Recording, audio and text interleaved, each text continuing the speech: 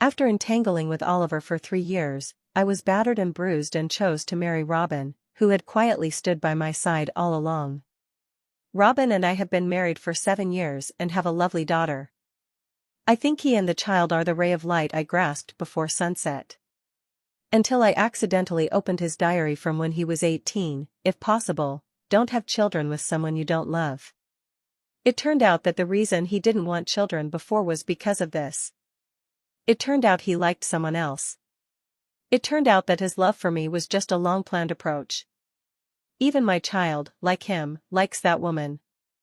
I resolutely chose to go abroad. But that day, he and the child were holding hands downstairs. "Mom, when will you come home? Wife, when will you come home?" I discovered a small secret compartment in Robin's study. I tried every password but couldn't open it. My birthday, my daughter Alice's birthday, our wedding anniversary. I even laughed a little, thinking it was too mysterious just to prepare a birthday gift for me. Until the day of my birthday. Everyone was setting off fireworks by the sea to celebrate. Tiffany accidentally fell into the water. Robin was the first to rush over, jumped into the sea, and saved her. His instinctive anxiety and reckless impulse made my smile, still expecting a surprise, fade. At night, Robin was asleep. I came barefoot to the study and tried the password again. This time it opened. The password was Tiffany's birthday. There was no surprise I wanted in the secret compartment, just a yellowed diary. Robin's diary from when he was 18. Opening the first page, the youthful handwriting was elegant and lively, each word telling the hardships and bitterness of a secret crush. But the person he secretly liked was Tiffany. I quietly closed it and secretly took the diary. In 7 years of marriage, I always believed that Robin loved me deeply. That's why I tried my best to heal the wounds left by my previous relationship. Now, our daughter is 3 years old, and we are a loving family envied by everyone in the elite circle.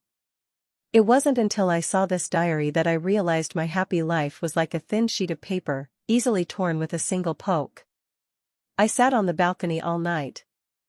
Only after dawn did I, as usual, go to wake Alice up. While combing the child's hair, her round little face was full of worry. "Is Auntie coming today?"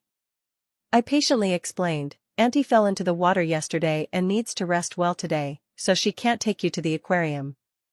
Mommy will take you instead, okay?" The little round face in the mirror was full of disappointment. Not good. I finished combing her hair and was about to dress her in a pretty little skirt. Alice mumbled, "Mom, don't go to the beach for birthdays anymore." Before I could even react, I heard her say unhappily, "It's because Mom is going to the seaside that the plans between me and Auntie fell through." My hand froze in midair. Tiffany is the stepsister my stepmother brought into the family. At first, I was very distant with her. Not to mention, she was even involved with my ex-boyfriend Oliver. I usually kept my distance to avoid suspicion. Until Alice was born. As a new mother, I was flustered and worried about my career. It was she who volunteered to take care of Alice, allowing me to focus on my painting and art. Only then did our relationship grow closer. No matter what Robin did, Tiffany was wholeheartedly fond of Oliver, always unaware.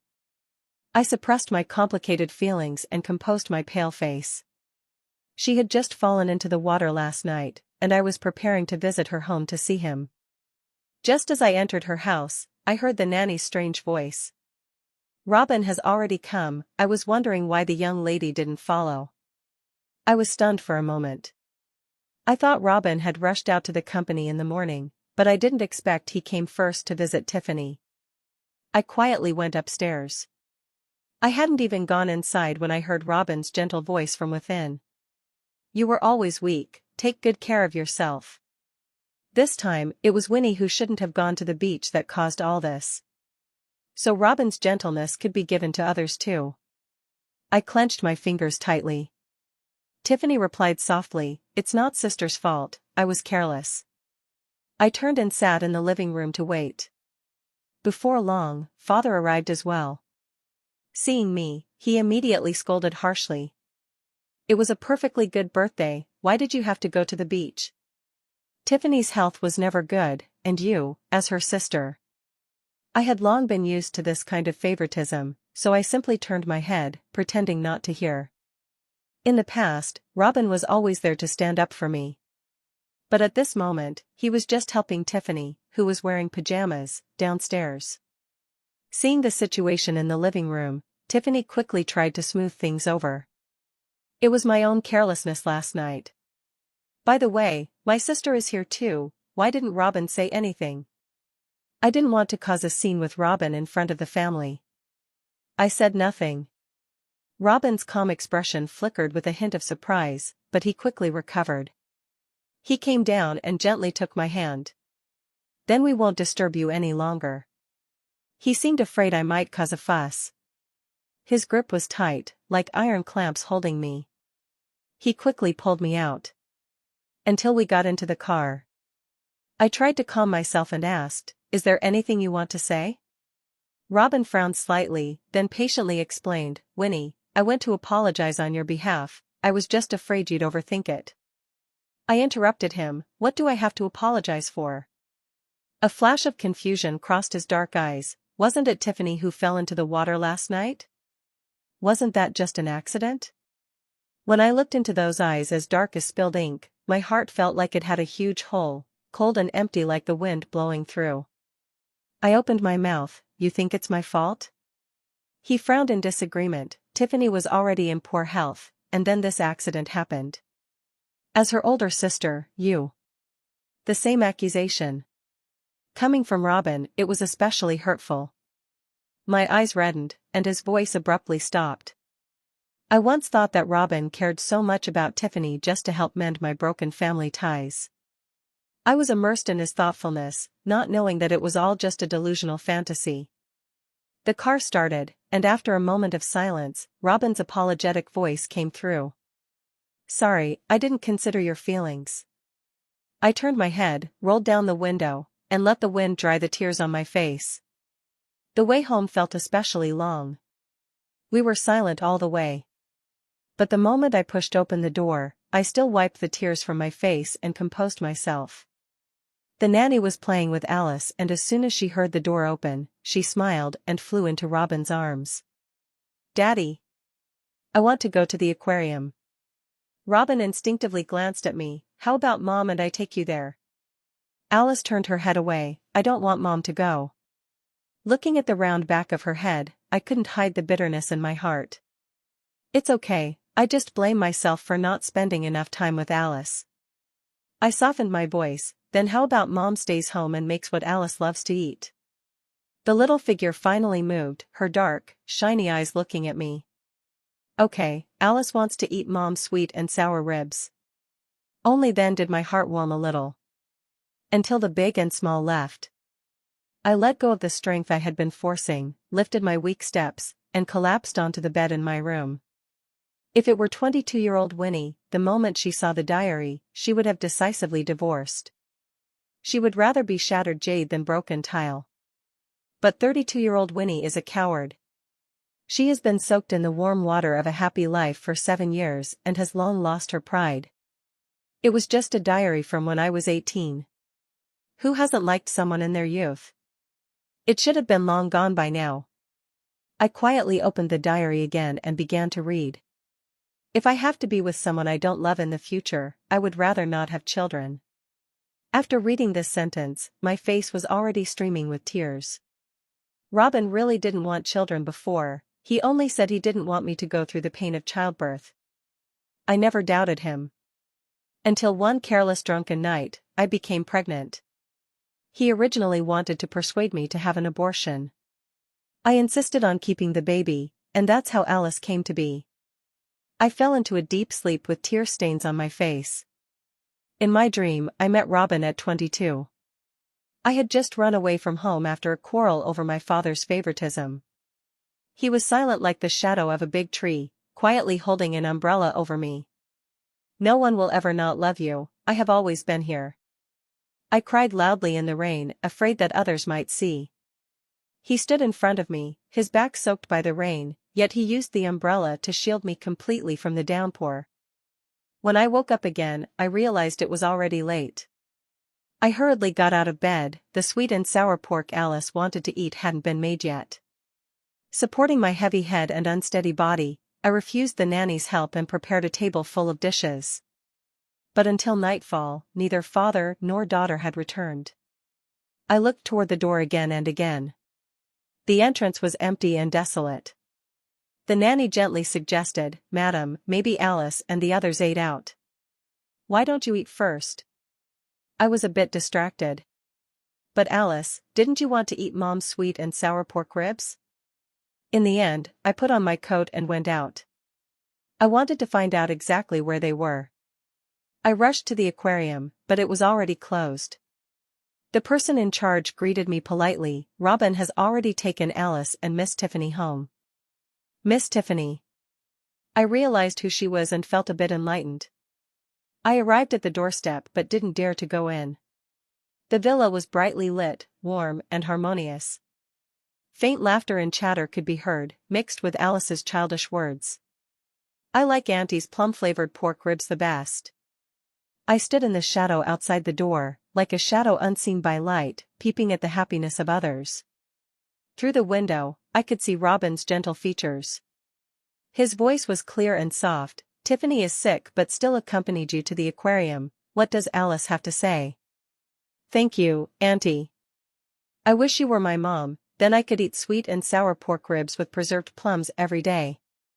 Lies can deceive others, but not yourself. I left in a daze. That child who called me mom with a smile. That man who gently called me wife. In the end, do they both like Tiffany? Then what about me? What am I? Finally, my consciousness fell into a state of confusion. When I opened my eyes, I found myself lying in a hospital. There was a shadow beside me. I instinctively thought it was Robin and turned my head away, not wanting to look. But unexpectedly, I heard a childish voice. "You're awake?" I turned my head and saw a half-grown boy, looking thin and dark. He was very nervous when he saw me wake up.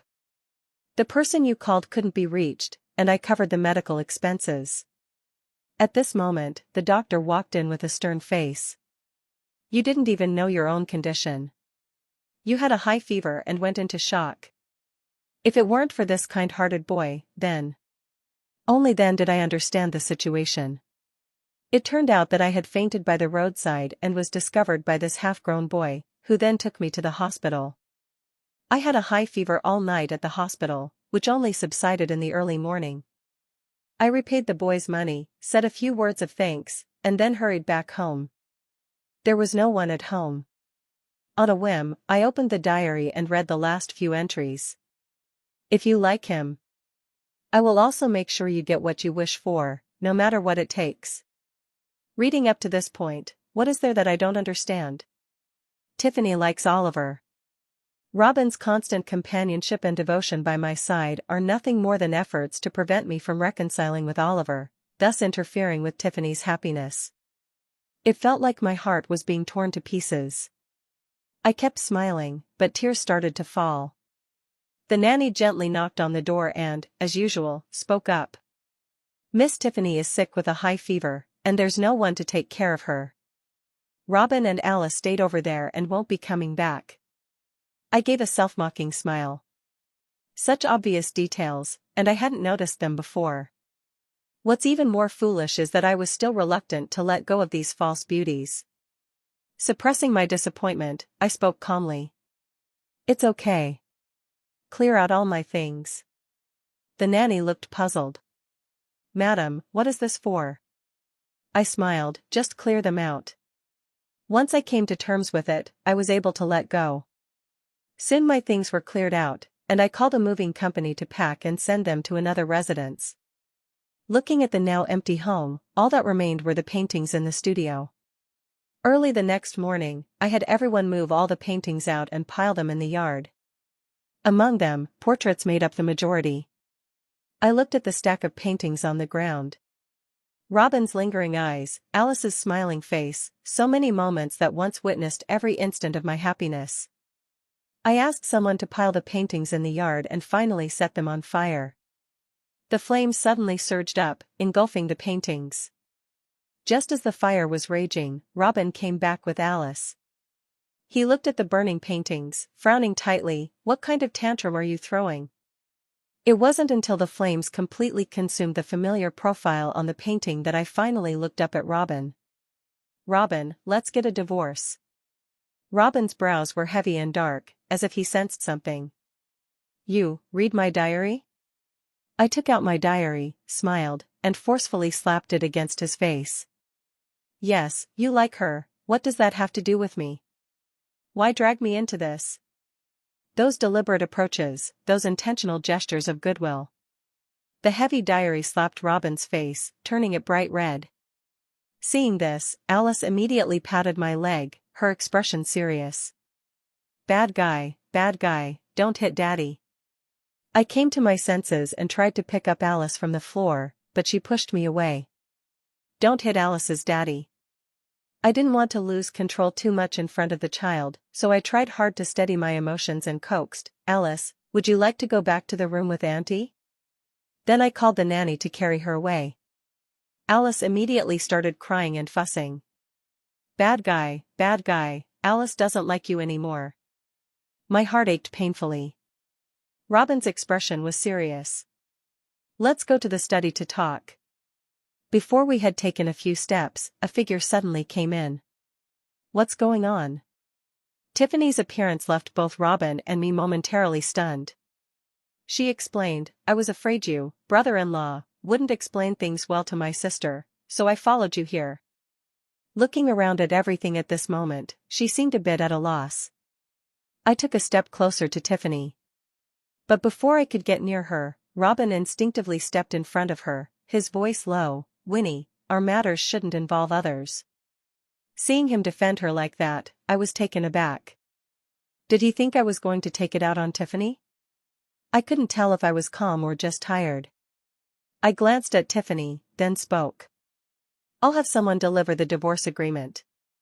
There's nothing to discuss." "I won't agree to the divorce," Robin said in a low voice, frowning deeply. I said nothing and dragged my feet back to the room.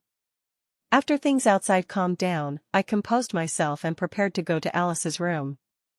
This is the child I carried for 10 months with great effort, a child I have long awaited. As long as Alice is willing, I will take her away with me. I had thought of what to say and stood at his door, about to knock. But then I heard Tiffany's worried voice from inside. "Robin, no matter what you and your sister are arguing about, it shouldn't be like this. It's so bad for the child." I realized they were both in Alice's room. "Yeah, I know." I was about to leave when I heard Tiffany jokingly ask, "If Mom and Dad get divorced, who will Alice live with?" Anger suddenly surged in me. How could she ask a child that? I slammed the door open. Tiffany and Robin were sitting on the soft foam cushion playing with Alice. They both looked startled at the noise. I looked up. "With whom?" "Divorce, Alice must stay with me." Tiffany stood up in a panic. "I was just joking, sis, don't be impulsive." I looked at Tiffany expressionlessly. "You know he likes you, right?" Tiffany's face turned pale. "What?" "Stop pretending." I said, "You call me sister, but you call him Robin? He can drop me and take the child to be with you anytime, and you can enjoy it so calmly? Aren't you proud of liking Oliver? Does he know you're entangled with your brother-in-law?" Tiffany's face grew even paler. I don't." "Enough." Robin's eyes turned cold. "Calm down." "I'm not the one who did wrong, how can you expect me to calm down?" I glared at him coldly. Then I tried to pull Alice. "Come with Mom, don't be with such a scumbag." Alice didn't move and started crying. "I won't go." "Don't take your anger out on the child," Tiffany said anxiously, then tried to pull my hand away. I held back my anger. "I know how to cherish my child better than you do." I tried to push Tiffany's hand away, and as I struggled, a sudden pain came from my wrist. Alice bit my wrist hard. "Let go of Auntie." "I hate you." The child didn't have much strength, but the faint pain was enough to calm me down. Until Alice was pulled away by Robin. Her eyes were teary. "Don't bully Daddy and Auntie." My face turned pale. "But I am the mother." Where my eyes landed, Alice buried her head in Tiffany's arms. Tiffany patted her while looking embarrassed. He said, "Children have their own preferences, don't take it to heart." My heart grew colder. Their own preferences, haha, what could I possibly care about? I was distraught and turned to leave. "Sis," Tiffany called out, but Robin stopped her. "Don't bother her." The night was deep. I wandered the streets in a daze, my mind in complete chaos. My original thought was only to get a divorce and take Alice with me. But now it seems Alice doesn't really like me either. I am truly a failed mother. As I stumbled, someone suddenly caught me. The person's strength was not great, and when I turned my head, I saw a boy about waist-high to me. "Is it you?" It was the child who had taken me to the hospital. He was wearing a faded white t-shirt and holding a cloth bag for bottled water. "Why are you out here alone? Why haven't you gone home yet?" We spoke at the same time. Seeing the empty mineral water bottle in his hand, I finally understood that such a young child had already taken on the heavy burden of life. I was somewhat distraught and wanted to keep moving forward. Home, I no longer have a home. 7 years of effort felt like a joke, worthless. I once chose to marry Robin at the peak of my career. After that, I was nothing more than an obscure pawn in the art world. I once thought that gaining something meant losing something else. Now, it seems, all that remains is deep regret. I have nothing left. I took a few steps forward, but then I realized the boy was still following me. Seeing the confusion in my eyes, he slowly spoke. "If you have nowhere to stay, you can come to my house." I chuckled, "Inviting strangers to your home isn't safe." "What about your family? Aren't they worried?" He was silent for a moment, then shook his head. "No, they aren't." As if guided by some unseen force, I went home with the boy. His family lived in an ordinary apartment building, and at home there was a grandmother leaning on a cane. The old man had poor eyesight, but after the young man explained his purpose, he warmly welcomed us. "There are rooms, come sleep here, it's clean." I nodded. Before lying down, I noticed an old, faded photo on the bedside. It showed a gentle woman smiling while holding a child. The child's eyes bore some resemblance to the young man's gaze, and I realized that the woman was his mother. From the smile, I found some similarity between her and myself. Noticing there were no other middle-aged women's belongings in the room, I fell silent immediately.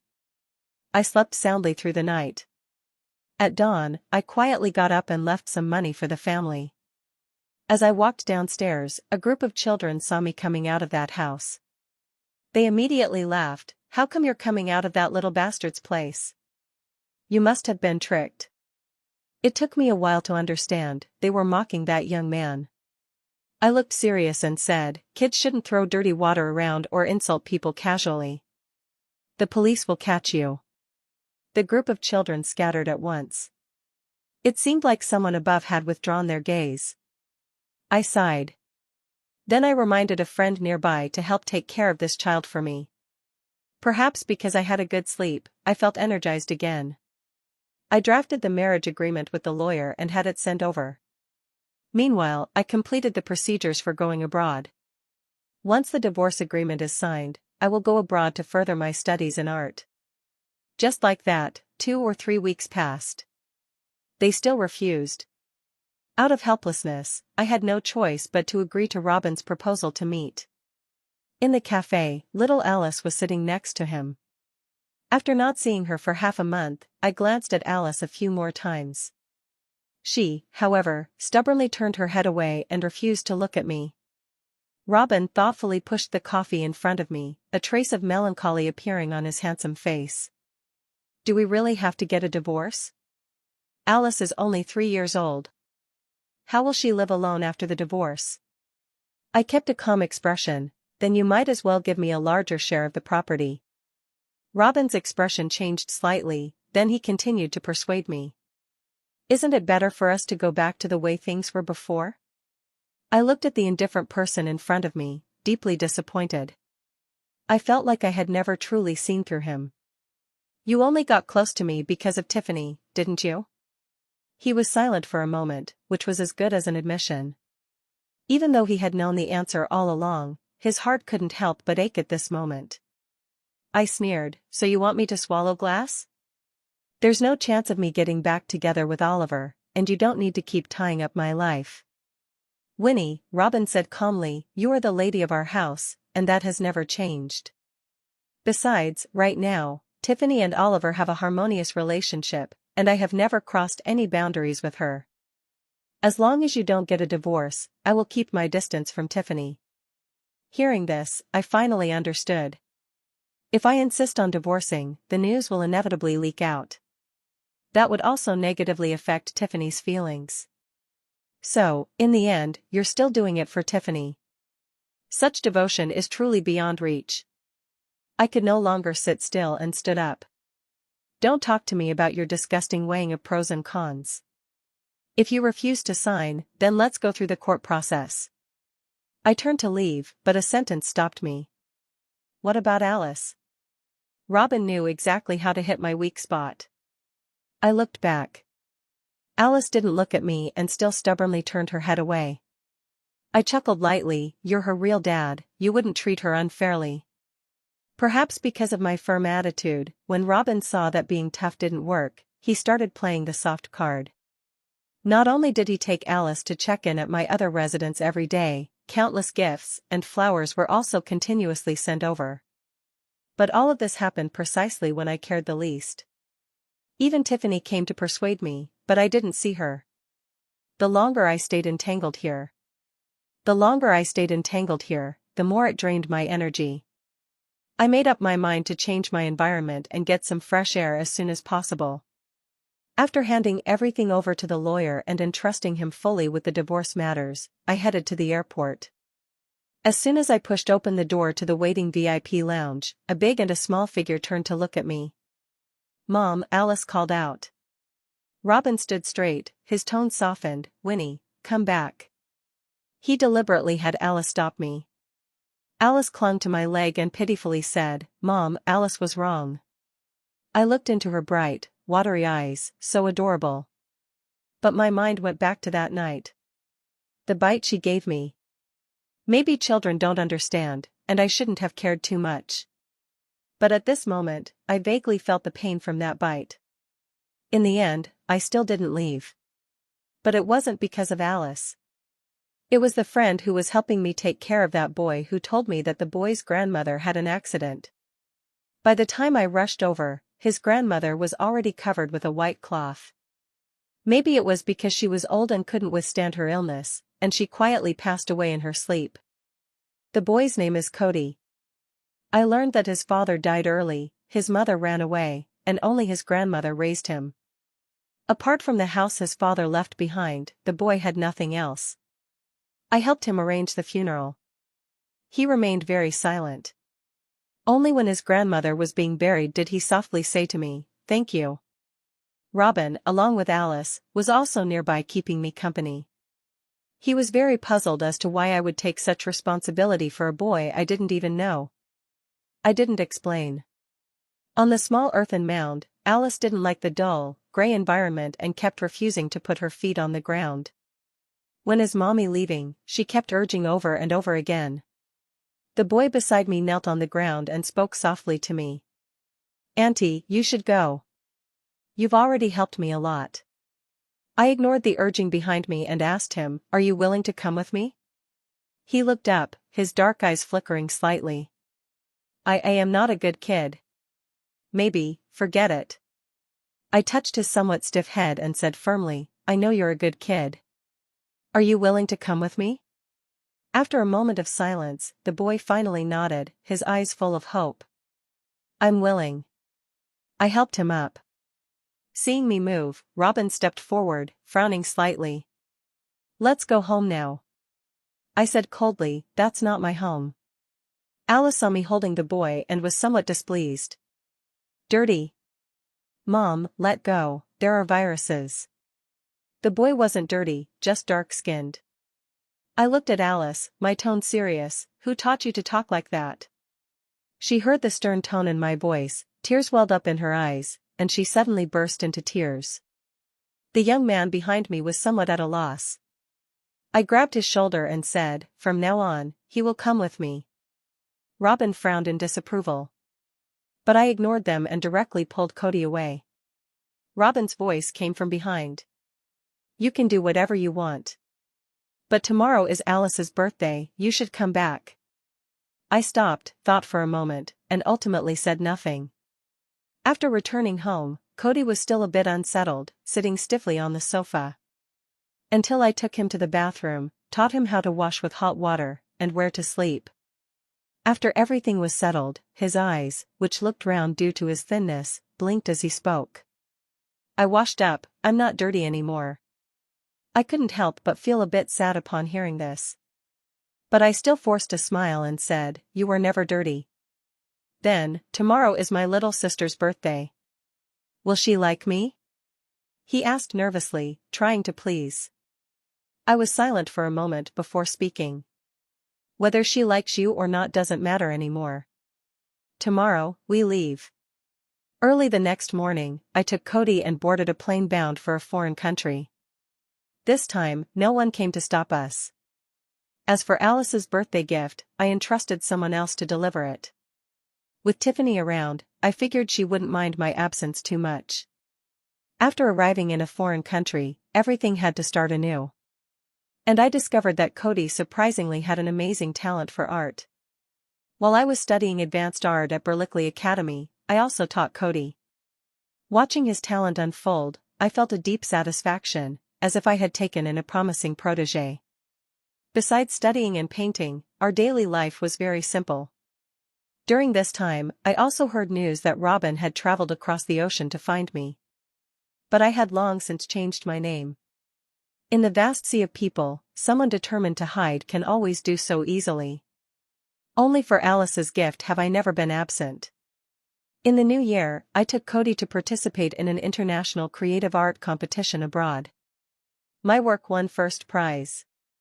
Cody also received the special award in the youth category. At the award ceremony, I took the now tall and slender boy by the hand and went on stage to receive the trophy from the host. The host praised enthusiastically and handed the microphone to Cody. "May I ask, what inspired you to create this piece, new son?"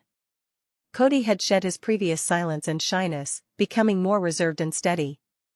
"After being adopted by my mother, my life has been like this new son ever since." Thunderous applause erupted from the audience. Tears welled up at the corner of my eyes. I used to place my hope for salvation in others, never imagining that one day I could be the umbrella shielding from wind and rain. During the interview, I suddenly spotted a familiar figure not far away. As soon as the interview ended, I hurriedly pulled Cody off the stage. Before we could leave, a clear voice came from behind. "Mom." I turned my head. Alice had grown quite a bit, having transformed from a chubby little dumpling into a delicate little princess. Behind her, Robin emerged from around the corner. His once clear and fresh face now bore a few more traces of the hardships of time. I wasn't surprised that they found me, it was only a matter of time. I no longer had any intention of running away. What surprised me was that Cody stood in front of me, his expression cold. "What do you want from my mother?" Alice was furious and flustered. "You were just adopted, don't call her that recklessly. This is my mom." Cody had also heard about what happened to me before. Seeing that I remained silent, he spoke up. "You didn't want a mother before, and now your mother doesn't need you either." Tears welled up in Alice's eyes as she hurriedly looked at me for confirmation. "Mom, it's not like that, is it?" Robin's eyes were filled with complex emotions as he took a step forward. "It's been so long, and you still won't forgive us?" The divorce case between Robin and me has dragged on for so long, yet it still hasn't been settled. I spoke calmly. "I have already found my new life, Robin, it's time for you to let go too." Over the years, whether immersed in art or nestled closely with Cody, the memories from before seemed distant from me. They no longer easily stirred my heartstrings. Alice cried with tears streaming down her face like pear blossoms in the rain. She took a step forward and grabbed my hand. "No matter how good my aunt is, she's not my mom. I was immature before. Mom, I was wrong. Can you be my mom again, just mine? I don't want any brothers. I couldn't refuse her, only sighed and took out a tissue to wipe her tears. Mom is still your mom. A glimmer of hope appeared in her eyes, and she glanced at Cody with a look of pride. Then can Mom come home with me and Dad? I let go of her hand and shook my head. You're still little and don't understand. Some things can't go back to the way they were. When your birthday comes, Mom will return to the country to see you. After comforting her a few words, I turned my head. Let's go, Cody, home. We walked side by side toward the exit, the backlight stretching our shadows long and far. Robin's voice was hoarse. Winnie, Alice, and I have been waiting for you to come home. You said before, even if a family makes mistakes, they can still forgive each other, right? Wrong? Even the steadfast Robin would think it was his fault? This not only struck me as somewhat absurd, but also a little funny. It's just. I took a few steps toward Robin. Cody beside me suddenly seemed a bit nervous, as if afraid I would leave and not come back. I patted his hand to reassure him. Family? Then why didn't you do it earlier? My voice was very calm. When I collapsed outside with a high fever, and you were taking care of others, didn't you think about family? When I waited for you to eat and the food got cold, didn't you think about family? My voice softened, only audible to Robin in front of me. When you refused to have children with me before, didn't you think about family? That diary is an eternal crack. After reading it, I absolutely have no possibility of reconciliation. Upon hearing this, his face turned completely pale. I. His voice was tight. I chuckled lightly, admit it, Robin, you're just a coward. Let go when it's time to let go, don't make me look down on you. I turned around and took Cody's hand, walking forward without looking back. Outside, the sun was shining brightly. A gentle, warm breeze blew by. Cody looked at me with concern. But I smiled lightly, feeling as if a heavy stone had been lifted from my heart. Come on, we won a medal today, let's treat ourselves to a good meal. During the meal, Cody seemed somewhat distracted. And I noticed it too.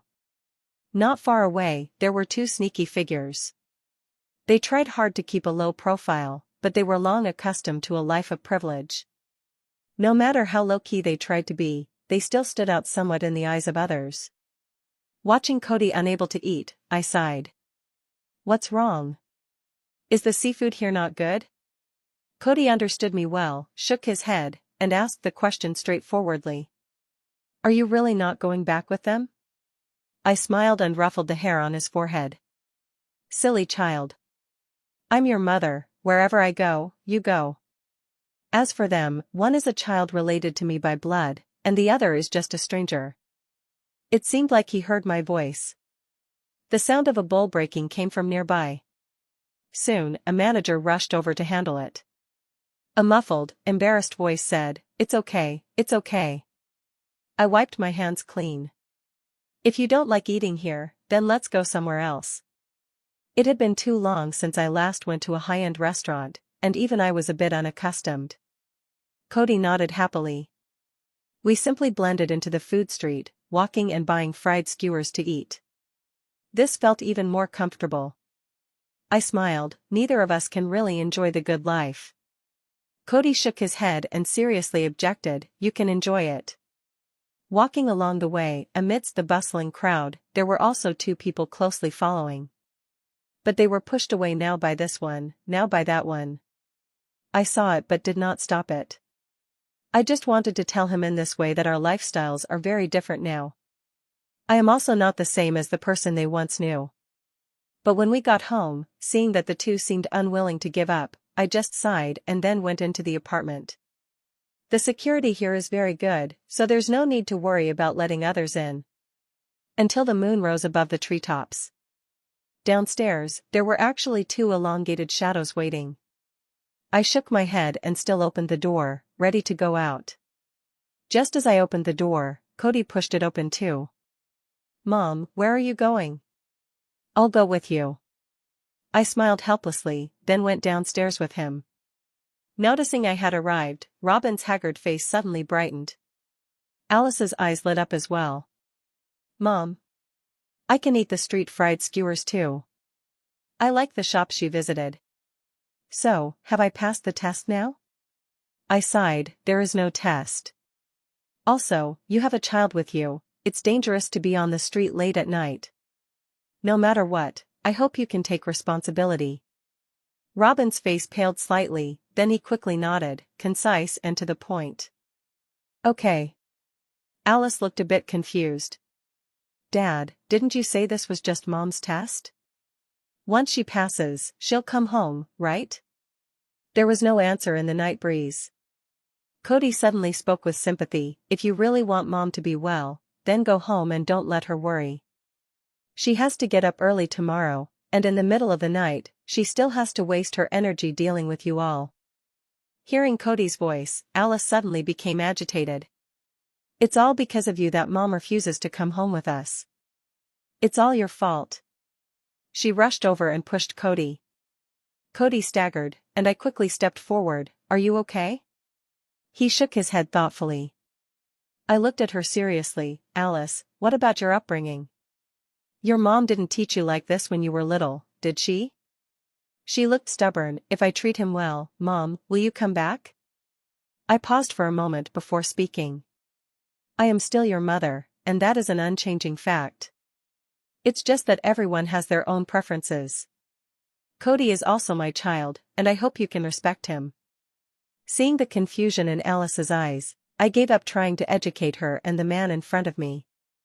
I could only take Cody's hand and turn to walk back home. To avoid unnecessary trouble, I moved with Cody. But not long after, I heard the news that Robin had taken Alice back to the country. Cody and I studied abroad for 4 years. In the end, we chose to return home.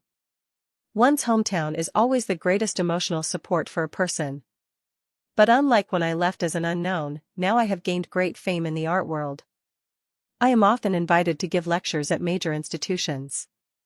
Cody also showed his talent, got admitted to a good university, and ultimately decided to stay in the country to study. Meeting Tiffany again at a banquet was something I didn't expect.